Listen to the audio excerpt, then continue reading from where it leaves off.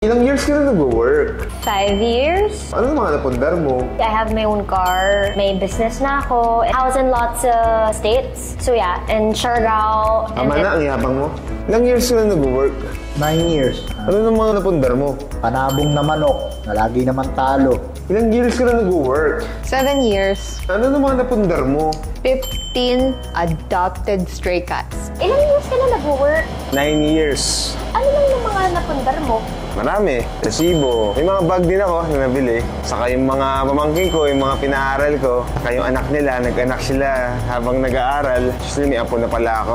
Ilang years ka na nag-work? 11 years. Wow, ang tagal na. Ang dami mo na siguro napundar. Meron akong iPhone. Yearly ako nag-update. Ano pa? Eye bags, wrinkles, taba sa katawan, tsaka mga ipon na problema. Bro, ilang years ka na nag-work? Matagal na panahon na. Mga ilang years po yan?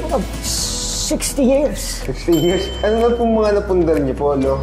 Pundar? Ano mga pundar-pundar niya? Kailangan ba yan para makakit sa langit? Ano ba yung mga pundar-pundar na pisa mo? Mapupay na, pagtagtado ka! Mas ka dito! Sorry po.